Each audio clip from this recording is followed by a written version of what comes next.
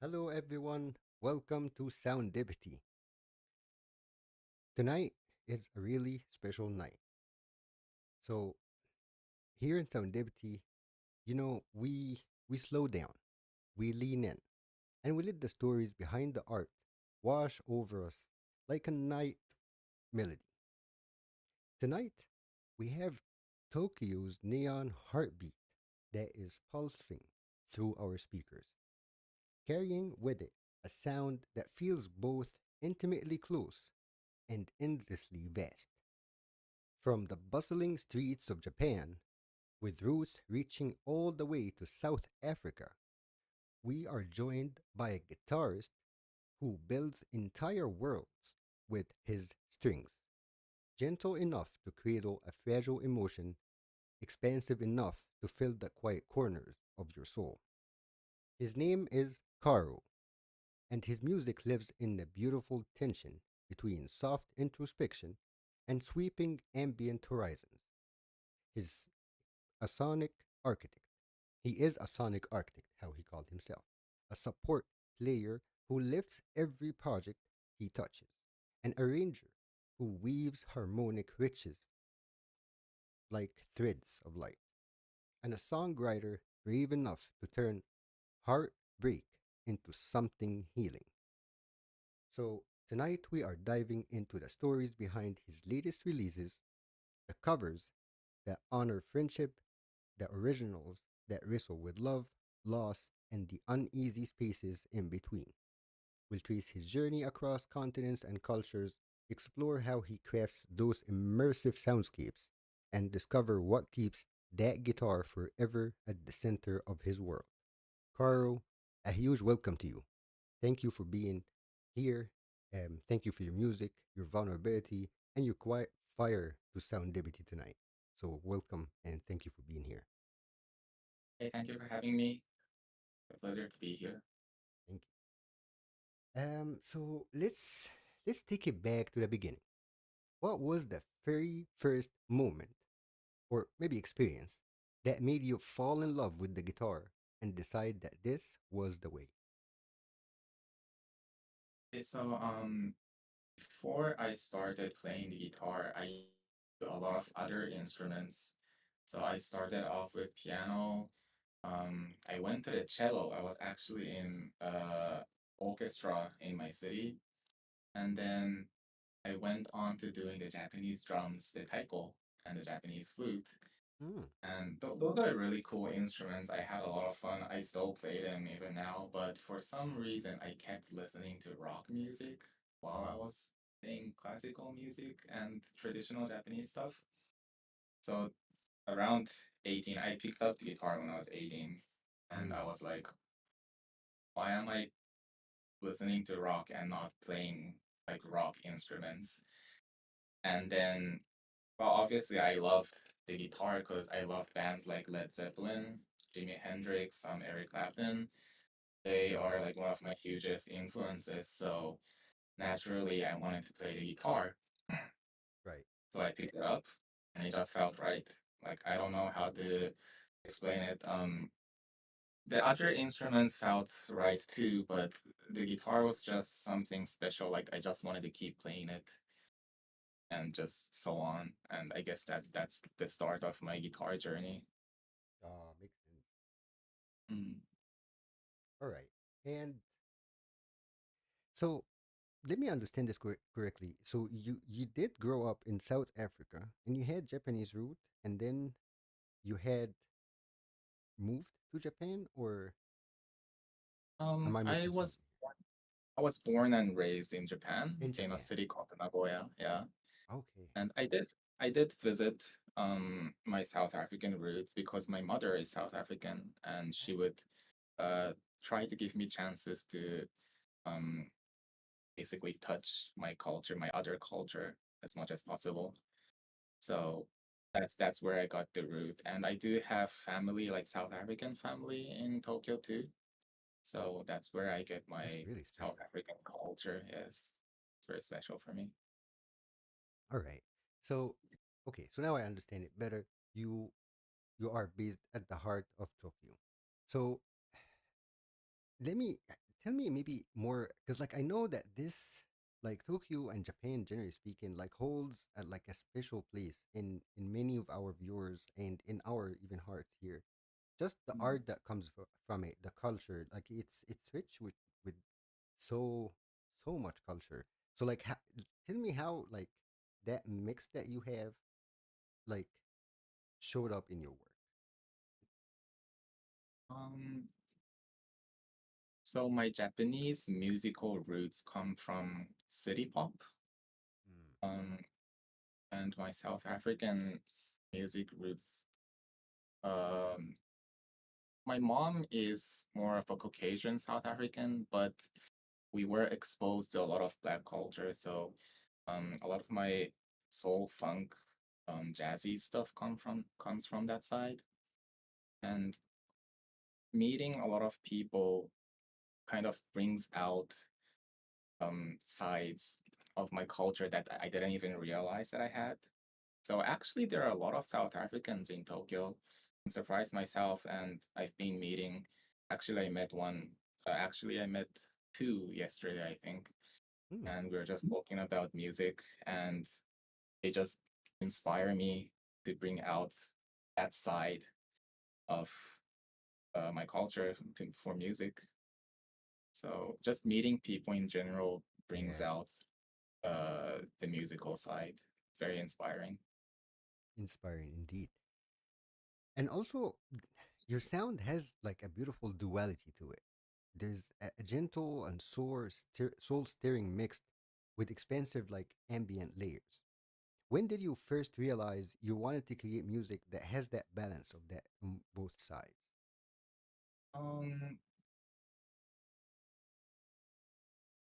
I really loved rock music, so I did tend to play like harsher stuff, very rock driving kind of sounds. Mhm. But I also kept finding myself using a lot of ambient sounds and it wasn't like a snap where I was like, oh, I want to do this kind of sound. It was more like a gradual Mm. progression into that sound. And it's only like a year or two ago where I finally realized that that is actually my sound. Right. So I guess it's the guitarist that I really admired. David Gilmour is one of my biggest influences. He uses a Mm. lot of ambient sounds, and there's a guitarist called Kon Tsuyoshi in Japan, and he also has a similar vibe, and I love him. So I guess I get my sounds from my inspiration from them, and it's incorporated in my music recently, like gradually, little by little. Beautiful. Now, as a support musician, arranger, and a songwriter, you've worn a lot of hats. Which role felt like it comes to you naturally early on, and why? I'd say the arranging one came the most natural for me because whenever I arrange other people's song, like they give me an idea, because it's basically their song, and I add on my ideas into that. So it's like a collaboration kind of, Right. That's the best. and it just it gives me more idea of my sound to like incorporate into their sound, and that it's fun, it's inspiring, and it's everything is fun, but the arranging just feels the most fun for me, and it feels the most natural. Yeah. Do you like doing puzzles and stuff? Is it kind of like putting a puzzle together of seeing like where you can fit in with what they have and stuff like that? Yes, it's very similar to a puzzle, I guess. Yeah. Interesting. Yeah, sounded like. Okay. How about the guitar? Because I did notice, like, listen to a lot of your songs in the past few days, and I noticed that you keep the guitar at the center almost of everything for you. So, what Mm. about that instrument that still excites you every time you pick it up? Number one, it just feels so natural for me. Number two, I like how versatile it is. You can create a whole vibe just with the guitar. It True. obviously helps to have other instruments and to create like another vibe. But I'm just mesmerized by the versatility of the instrument, and it also um, relays what's in my head directly to like the Mm, outer world the most, and I really like that about it. makes absolute sense. Yes, I chose. Okay, so talking about creating, now I want to talk about your creative process and about your passion too. So walk us through a typical creative session for you. Do you have like an ideal start with a riff, a mood, a story, or something else entirely? For the creating my own music side, I tend to imagine a picture in my head rather than like a scenario or like a whole script. And I like to um, just cut out that one scene from a movie, I guess, and try to make that scene into a movie. Into a song. So I would just be gazing out of the window on a rainy day and be like, I see like a girl looking out the window, and I wonder what she's feeling. And Mm, let me make a song about that moment. That's how I do the song creating from my side. For arranging other people's song, they give me a theme. This is the vibe. This is the message I want to send. Can you please add your own version to that? And I basically do that. So it's a little mm, different with creating my own stuff and for other people. makes sense. And when you are creating for yourself, did you ever start in like creating a project or a song, and then as you're working on it, it turned into something other than what you expected? This is where what you really intended to do. That happened a lot in the early stages of song creating. Mm, It was very hard for me. I guess it happens to a lot of people, but um, uh, it's very hard to like keep the theme because as you progress and create the song, you also start to find like better ideas along the way. right, And I don't think that shifting is a bad thing. right, absolutely. So yeah, so that happened a lot in my first songs. I haven't released it, but I have a song called I forgot the name of it. What is the song? It's a Japanese song, but it came out different from what I intended, but Oh, it sounds good. It sounds good, yeah. yep. And speaking of the collaboration, what draws you to that collaborative approach, and how do you like go about choosing where to collab and how to collab? Uh, where to where to collab, as in who I collab with, or Right. just like in okay. Um, I like to go on Reddit and find like other musicians, and Oh, beautiful. when I find someone that I really like and I listen to their song, I get curious like what would happen if I added my guitar in this song Right. or something like that.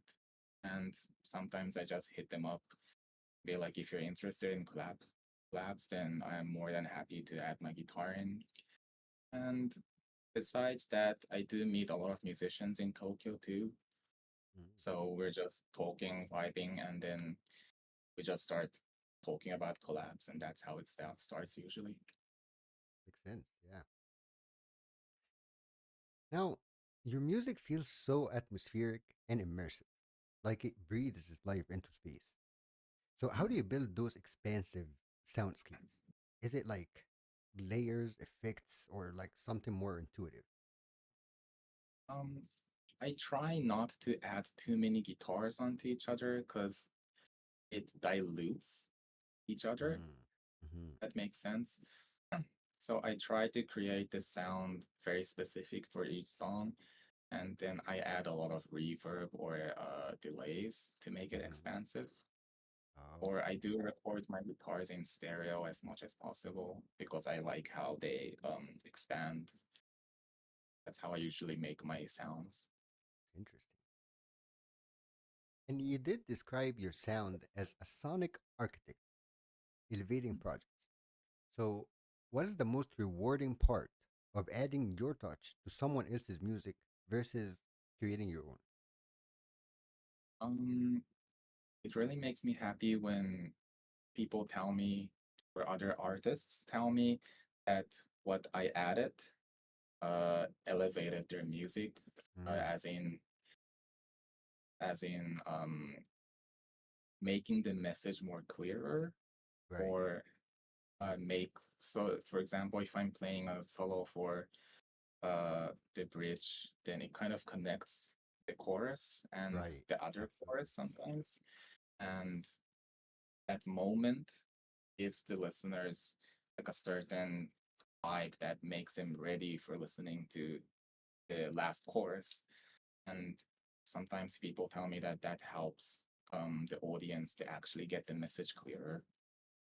Yes, I fully agree with that. I want to say that typically that solo part helps drives that feeling because this is Mm. really like there's nothing said in it. It's driving down that feeling. I love that.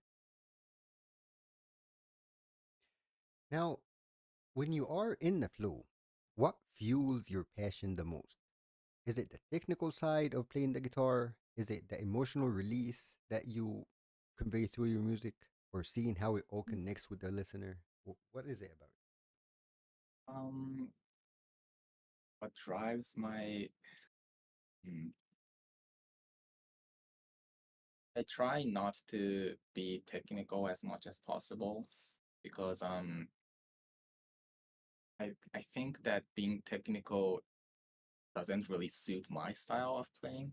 So I try to be as simple as possible, and uh, I try to think of this song more than actually playing the guitar, if that makes sense. Right. Yeah. All right. Sounds good. So now, everybody, we are ready for our first music break. We are playing For My Angel by Karu. So without further ado, let's hear it.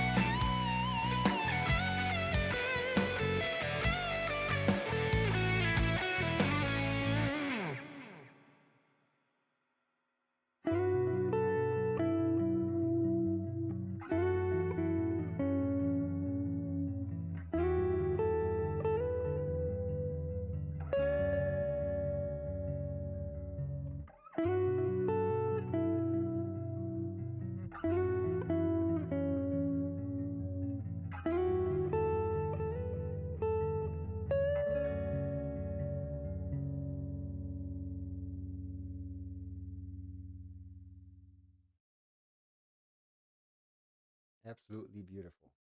Love it. Okay, so let's start with that song. Tell us about the story and the feeling behind that Um, for My Angel is a very special song for me because it was about a friend, and basically my friend went through a lot, and the song starts soft, ends soft, but the middle part is pretty harsh with one. Right. a lot of rockish vibes. And the reason why I made it into that order is because I wanted to kind of depict how different people can try to understand each other and make one Mm. beautiful thing. And I don't think I should really go into details about what happened to my friends because it's his business. But Yeah. a lot of things happened to him, and I wanted to uh, depict, um, I guess, his effort, if that is the right word, of Hmm. trying to make things right in his way, and that was very admirable for me. So I wanted to create a song about that. Makes absolute sense now that you say that, because to me, like listening to the song, and as you said, like how it starts, it starts like so nice and so smooth, and then it picks up, and it absolutely like it caught my attention, right? Like you are doing what you're doing, and then when it picks up, you have to like turn and be like, yes, something is happening here. And the feeling I want to say I got from it is that I'm with you. You're not alone, kind of feeling. Mm, And now that you said that story, that makes so much sense. Beautiful. thank you. Another song I loved a lot, and um, I believe you mentioned um, in your submission the story behind it, which like, really stood out to me, Mhm. which is Orion. This is a song. It says it's a cover of a song by a close friend who you really admire, and essentially a breakup song. And just the wording, man, the wording is so done, like done so beautifully.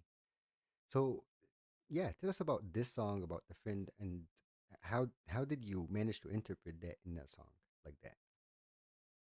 So this friend of mine, he's retired now, but he used to be in the lyrics industry. So he was writing lyrics in Sony, Mm, and that's why he's really good at writing lyrics. And he was also actually the first guy I did a band with in Japan. okay. And he's also a guitarist, and he taught me a lot about playing the guitar sensitively rather than like harshly like rock music.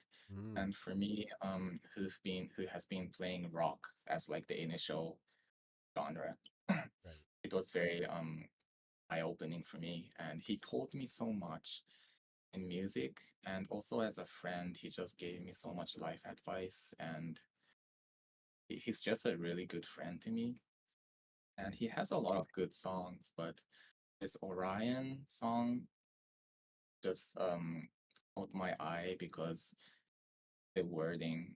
He also the way I create music is also inspired from him because he also tries to cut out a piece from like a scene Right. and create music. And the Orion song doesn't really have like a long story. It's more like just describing this one moment, but he Right. describes so many emotions in this one moment that I felt like I wanted to recreate it with my own interpretation and version. It's absolutely beautiful, and I absolutely recommend anybody to definitely give it a listen. Absolutely worth it. As somebody who's super intense, like I'm always intense about everything I do, I totally feel that because there's always like a million emotions going at one time. So Yeah, I really, really liked it. understandable. Thank you, thank you. Um, the other one that we will be playing at the end of this episode is Suspicious. So, subs- that song Suspicious captures that unsettling feeling when you don't quite know why something feels off. So, how did you translate that vague anxiety into music? I did start with the lyrics. I did try to, well, this song I had my friend helped me out with the lyrics. The same guy who made the Orion song. Oh, Yeah. And I start with the lyrics. Usually when I make songs, I just make like the chords and the melody line, and I add all the arrangements after I finish the lyrics. okay. Yeah, so I started with the lyrics. I was talking with my friend about a feeling I had where I couldn't really word it, and he helped me word it.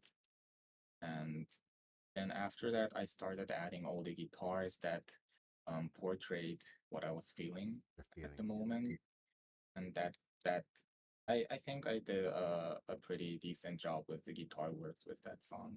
absolutely. And you guys gonna be that judge here at the end of the episode. We played that one. It is really good, and I really like it.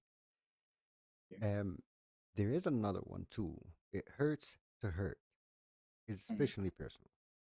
So you wrote the lyrics about yourself in, I guess, was it another Yes. breakup? It was about myself. Yeah. It Got it. was about myself. Yeah. It was a recent breakup, and um this person was very special for me, but there are relationships where it's better to maybe end it rather than continuing it. Right. And it was very hard for me to do that. So I had to channel that emotion somewhere. And I used music to do that. Yes, this is yes, especially like strong and powerful because one of the hardest things is what you addressed in that song, which is the letting go part. It Mm. is one of the hardest things. Now, um, how about melancholic memories? The title alone for that song is just like gives you that intrigue. Like I want to know more, and Mm. it has that nostalgia to it. So, was there like memories or emotions that were you were channeling through that track?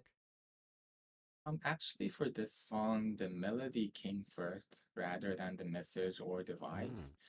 Because when I made this song, I was just like stocking up ideas for my next song. And I was just uh, laying down easy chords and just playing over them. Then, as I was just loop recording what I was playing, I caught some good melodies mm, and I tried to make it a song. And as I was building up the song, the vibe went into more about memories and melancholic stuff. right. So it's actually the song. The song came first rather than the messages and the vibes for this one. Fair Yeah. enough. The feelings were in the music, and then the lyrics followed. Yeah. Um, Now looking at all these tracks together, do you see them maybe connected in a way? Is there like a theme of love, loss, unease, or fitting together despite the differences? Um, I do tend to have a negative vibe in all my songs, but a slight hope in all of the songs. Mm, I guess that's the tendency I have when I create my own songs because I do like quiet, um, damp vibes, moments, but I'm actually very positive despite what I make. And I tend to see the light in no matter how dark the room is. And beautiful. that's the consistency I have in my music, I think. I agree. And that reminds me, 10 days ago we did the interview with the band Systemic Collapse, and I want to tell you, while the music is absolutely different, the message almost had the same. It's Mhm. dark world that we live in, and we trying to convey that in our music, but here's a little hope at the end, which is hope is all what we need. Mhm. All right. So now of these songs, which do you feel that it's the most you right now? Is it like is it about like a relationship or something that changed or whatever the case that you are feeling right now since releasing him? Which one that you would say is this is the one that I feel the most? Um, I would probably say For My Angel because Mm, I really put a lot of energy and emotion into that song. how people try to make things right with different peoples, and I really love that I could relay that, channel that into that song. It's very special for me. I agree. I love that one. Mm. Now, we did speak of the roots that you have and how it inspired your work. But now, having this mixed roots, did it have or did it present any unique challenges? Um, not really. It did give me a lot of good opportunities Right. because a lot of Japanese people don't speak English, Hmm. so I would often be like the bridge between them, like the Japanese Makes people sense. and the non-Japanese people, Yeah. as the interpreter, I guess. And I hold both vibes. Like I can do Japanese-ish city pop stuff, and I can also do um like the non-Japanese vibes, like the grooves. International. Yes. So they this background has given me more opportunities than challenges, actually. Makes sense. That's good. So, speaking of challenges, what has been the biggest hurdle in your music journey so far? Is it like finding your sound, collaborating, getting heard, or something else? I'd say finding my sound and my melody lines, my phrasing was the biggest challenge, and I'm still Mm, struggling. Like I always want to keep getting better with my guitar right. ideas, and it's actually pretty recent that I realized that I shouldn't really go into the technical side if I want to do what I want to do, because I really like it when my melody flows, and I think it shows what's actually happening in my inside my head. Mm. So finding that sweet spot was very hard for me, and it's still hard for me. I'm still trying to find somewhere better. Always improving. Now, on the flip side, what has been the most rewarding moment that you made so far? Like the one that you said, this is why I do this. Mm. It's always the positive feedbacks, especially from the artists, because Mm, I do play in front of a crowd, but I also do a lot of collabs or studio sessions, studio right. recording. So I really, it makes me really happy when my fellow musicians tell me that what I've done to their song has made the song better. That Yeah. makes me really happy. Yeah. Um. Now, how has your music evolved from your earliest work, like when you first started, to your most recent releases? What's have changed in your approach or your confidence? Um, in terms of approach, I feel like it hasn't really changed for compared to the latest song to the very first song I arranged. The vibe was very similar, but it was more about trying to find the sweet spot to actually create what's happening in my head to the real world. So in terms of like improving, I guess that's the thing that changed the most. Like in terms of like musical sense and um ideas, I guess. How to portray it into the real world. That's what evolved the most. But I Oh, had like a nice. very consistent view on what I wanted to do from the beginning. Oh, sweet. Mm. Okay. Let's talk about your future plans and your dreams. What's next for you? Is it no originals, more covers, more collaborations, maybe live shows? Um, what's for you on the horizon? Um, I want to do everything what you just said right now, but especially I do want to create more music. Recently I've been working on an album with songs that could be used for BGMs, like gaming music. Oh, Uh, I wanted because I like to. create chill, relaxing ambient vibes. Yeah, I wanted to create background music that has the same vibes, and I'm done with the songs. I just have to prepare the covers, etc. And that's my next goal. And I wish to do more gigs in 2026. Yes. absolutely. Best of luck for Mhm. you. Now, if you could collaborate with any musician, past or present, who would it be and why? And what kind of work would you guys create together?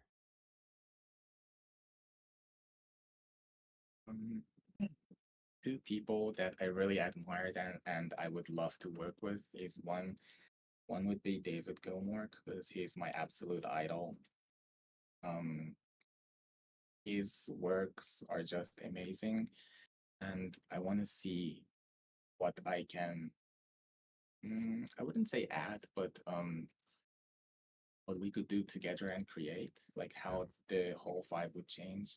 yeah. The other guy is the guitarist I mentioned earlier. He's a Japanese studio guitarist. His name Mm-hmm. is Kon Tsuyoshi, and he has played on a lot of hit songs in 80s, 90s Japanese music, and Mm, my goal is to stand on stage with him someday, like side by side.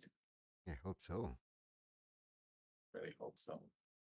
Um, so for fans excited about your music, for people that listen on to us today, listening to us later in that podcast, and they are trying to support you, whether streaming, sharing, following your net links, what are the best ways they can help you right now?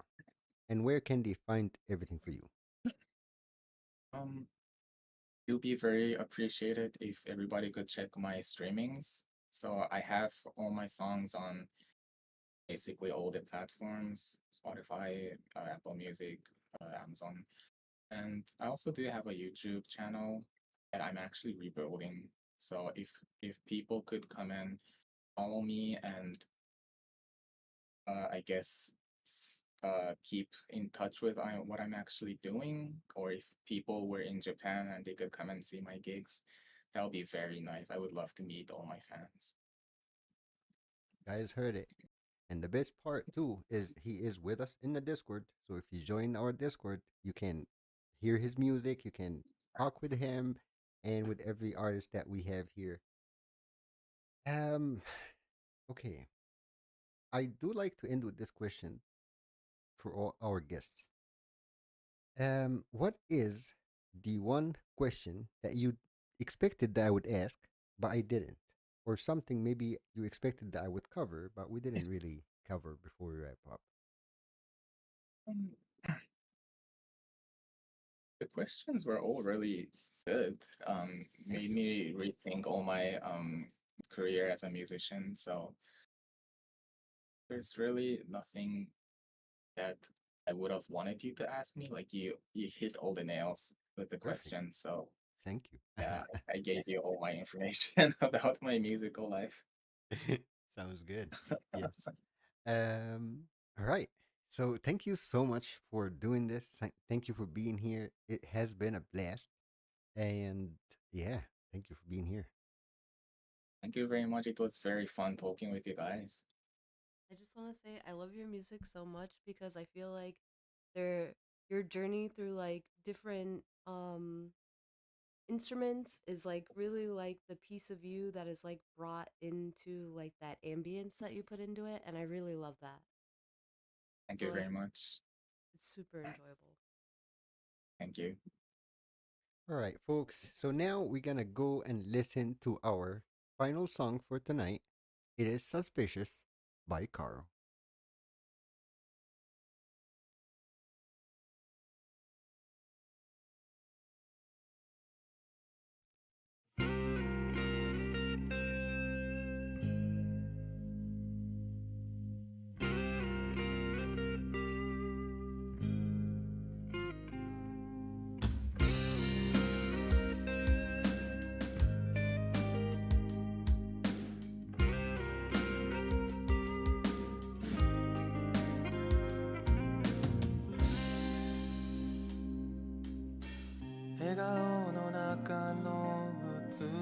な瞳すれ違う視線は影を見る置かれたコーヒー氷溶けて時間だけ止まって距離だけが離れる降り出しそうな空を見ると黒い雲がこの僕をせかす君は窓の外に目をそらすその向こう側に何があるのだろう君の心彩りが見える僕の心君へのサスピシャスどこかにある影が音を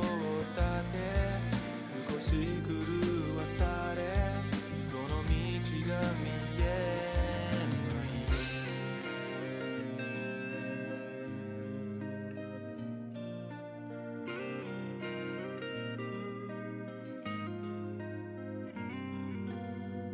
ただ眠るだけの冷めた口づけ目覚めてみれば